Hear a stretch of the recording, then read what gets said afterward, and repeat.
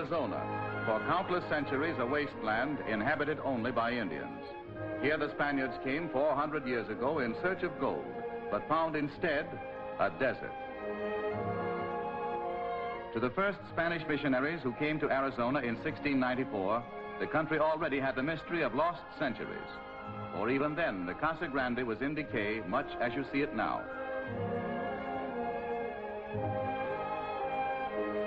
Archaeologists claim it was occupied as early as 1300 AD. The main structure, built of earth 4 stories high, was used as a watchtower. In primitive Arizona, these large caves provided perfect sites for cliff dwellings, probably the earliest model of the modern apartment house. This building housed 29 families. The entrances were built low for protective reasons. Only one person at a time, bending down, could enter. This offered a means of permitting the person on the inside to hit any hostile visitor. The dwellings were also designed to afford a long view of the valley below so that one could easily see the approach of an enemy.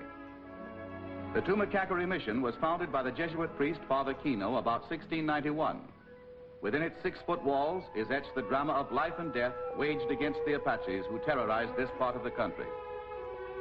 Savages unlucky enough to be captured were stood against this wall. Those bullet holes tell the rest of the tragic story. A poem in architectural design, the San Javier Mission. Its foundations were laid by Father Kino in 1700. The original structure was destroyed by Indians, but was replaced by the present building in 1797. And then came civilization. Tombstone, Arizona, the town that grew out of a rush for silver ore. In its heyday, a city of equal importance to San Francisco. The old courthouse. The Crystal Palace, where Lady Luck played hostess to changing fortunes.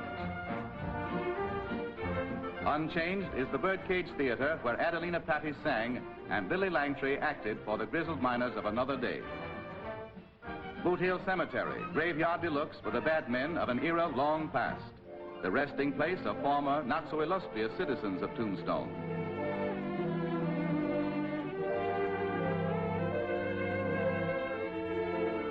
It was a distinction to be buried here, since only men who died with their boots on were admitted to the underground inner sanctum. The Saguaro National Monument. Here the giant saguaro cactus spreads a portrait of desert majesty. Man seems small and humble in the shadow of this monarch. In bloom, the stately stalks are crowned by a picturesque blossom, which is the Arizona state flower. Approaching Tucson, we come upon, what's this? It looks like a frontier settlement right out of the pages of Old Tucson of 1860. Folks, we're in for an unexpected thrill. For we bumped plumb into a motion picture set built by Columbia Pictures for their production, Arizona. They've created a replica of the Tucson that was, complete with a dozen winding, rutted streets and scores of buildings.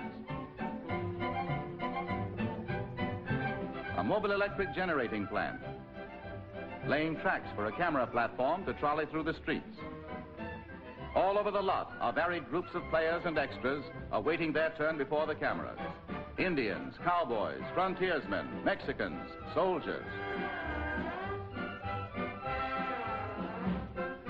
The village smithy is another important member of the company personnel. And this cavalry troop of 110 horses is the reason why he has a full-time job.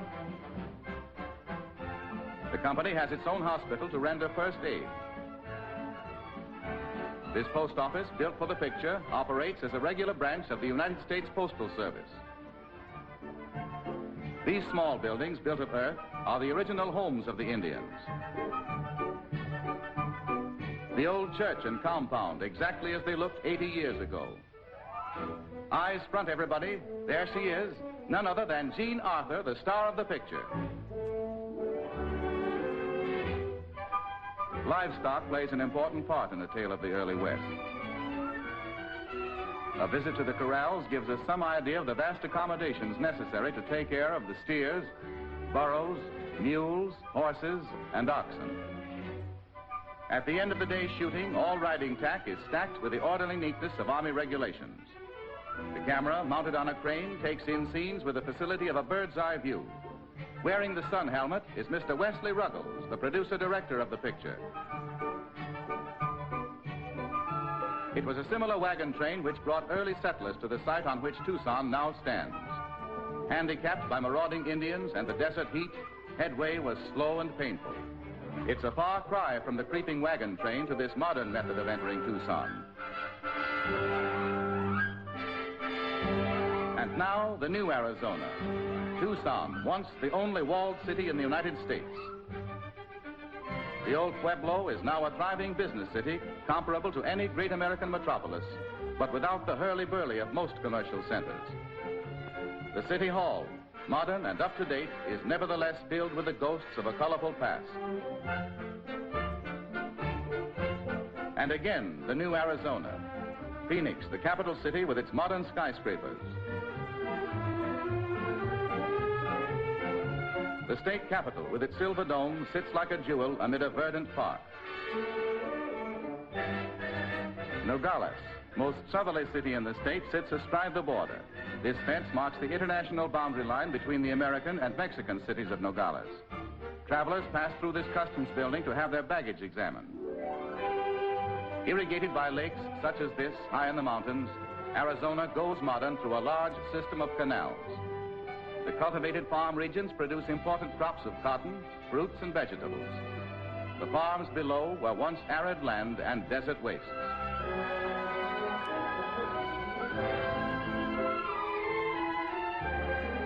Arizona is also at home on the range. Cattle raising is a prime industry in the state. Wool and mutton on the hoof are large in the scale of Arizona's livestock industry.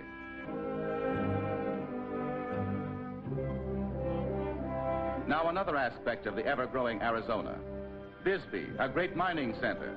Here we have a full view of the Sacramento Pit, one of the largest mines of its kind in the world. 35 acres in area and 700 feet deep, from which over 20 million tons of copper ore have been taken. Even larger is the vast mining pit at Ajo. 30 miles of standard railroad track circles the bottom. Locomotives and giant steam shovels are dwarfed in this great bowl. Now get ready for a blast. They've just stuffed 30,000 pounds of explosive into that section at the right. There she blows. As the dust settles, we learn that over 160,000 tons of earth hit the air in that displacement kick. Here, in a tremendous smelter at Douglas, modern industrial Arizona treats its copper ores from the mines. 70 of these cars arrive daily, and the ore is taken on conveyor belts to the crusher, then to the mixing beds, which have a capacity of about 20 cars of ore. A machine rakes the face of the bed, causing the ore to roll down into the plows, dropping the mixture onto a belt, which carries the ore to the furnaces for smelting. After treatment here, the remaining material is transported to other furnaces, where it is further refined. The metal is then poured into molds. After the copper has been chilled by means of water sprays, the bars are picked from the molds and deposited for final cooling in a tank, then removed and stacked on the floor, ready for shipment to the refinery. Despite its modernness, the quaintness and charm of old Arizona still lives, for everywhere are reminders of the past. The Indians still hold on to the ways of their ancestors. These are the Papagos, a pleasant, simple people occupying themselves with the crafts of their race. A native braids a lariat out of rawhide. Basket weaving is a time-honored occupation. 4 generations separate the ancient lady from the tiny mite at her side.